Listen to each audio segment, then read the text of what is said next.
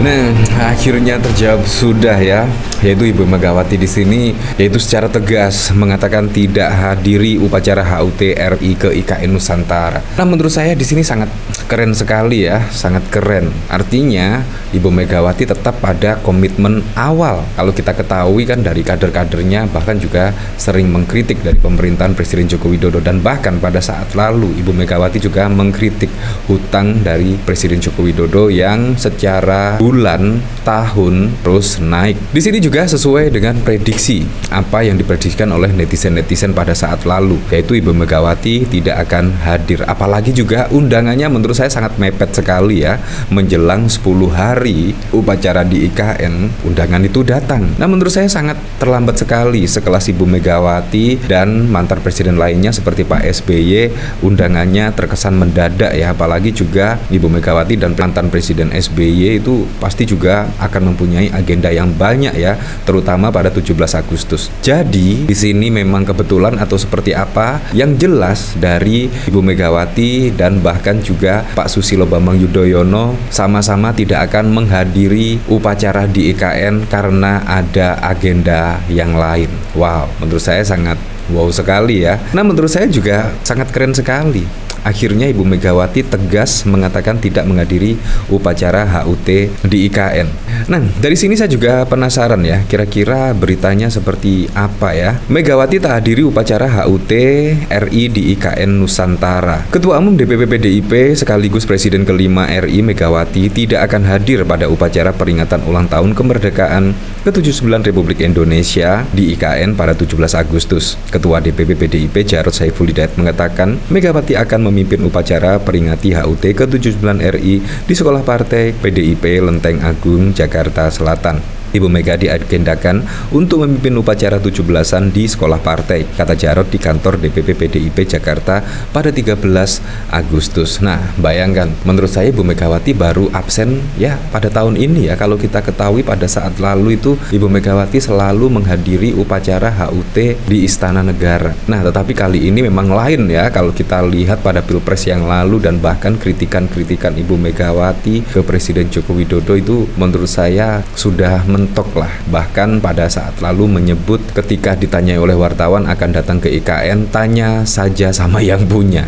Di situ menurut saya sudah mentok, dan akhirnya saat ini sudah terlihat ya Ibu Megawati bahkan juga tidak menghadiri upacara di IKN dikarenakan ada agenda lain. Menurut saya juga tidak salah Ibu Megawati ya. Setelah Pilpres yang lalu itu memang ada goncangan kuat sekali antara Ibu Megawati dan Presiden Joko Widodo terkait Pilpres pada waktu lalu. Dan menurut saya juga undangan yang diberikan untuk Ketua Umum PDI Perjuangan mantan Presiden kelima Ibu Megawati itu juga terkesan mendadak. Bayangkan sekelas Ibu Megawati yang mempunyai agenda padat, undangannya menurut saya juga sangat terlambat 10 hari menjelang upacara. Menurut saya itu undangannya seharusnya jauh-jauh hari lah. Ketika diagendakan akan ada upacara di IKN, semestinya ya 6 bulan lah minimal undangan itu datang ke Ibu Megawati. Tapi kita tidak tahu lagi ya. Yang jelas Pak SBY juga tidak akan hadir karena ada agenda lain mengikuti atau menghadiri upacara di Pacitan.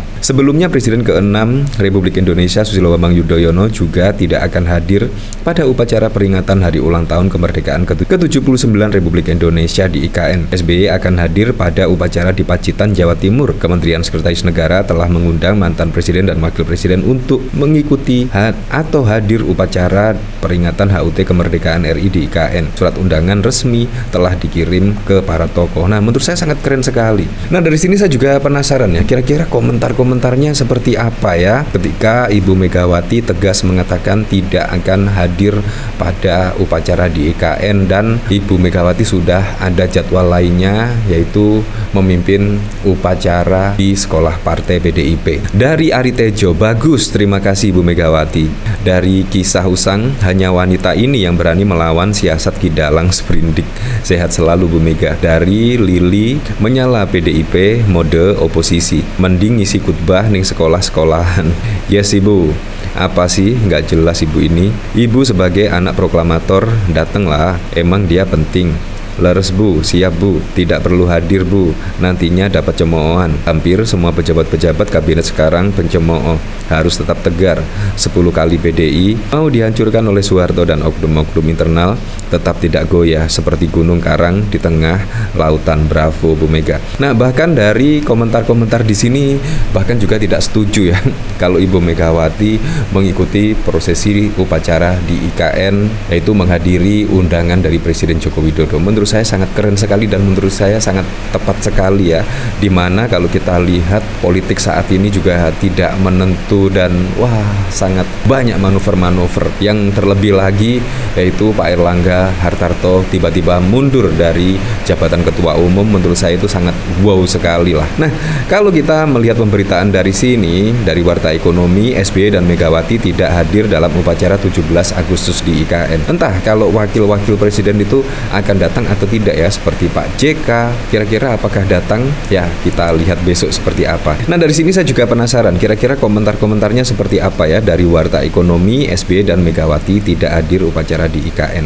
Dua mantan Presiden Republik Indonesia, Megawati Soekarno Putri, Presiden ke-5 RI, dan Susilo Bambang Yudhoyono, Presiden ke-6, dikabarkan tidak akan menghadiri upacara peringatan HUT ke-79 kemerdekaan Republik Indonesia di ibu kota negara. Ya, seperti itulah. Nah, bahkan yang cukup mengejutkan lagi ya, 2 bulan loh, hanya 2 bulan saja menjelang purna tugas Presiden Joko Widodo, ada kabar yang cukup mengejutkan. PDIP beber info 2 menterinya akan direshuffle Jokowi, Yasona Bintang. Wah, Dewan Pimpinan Pusat PDIP mengaku turut mendengar kabar 2 menterinya bakal dicopot dalam wacana kocok ulang Kabinet Joko Widodo atau reshuffle yang menguat dalam beberapa waktu terakhir. Padahal juga sudah hampir 2 bulan ya, 2 bulan Presiden Joko Widodo akan purna tugas pada tanggal 20 Oktober mendatang.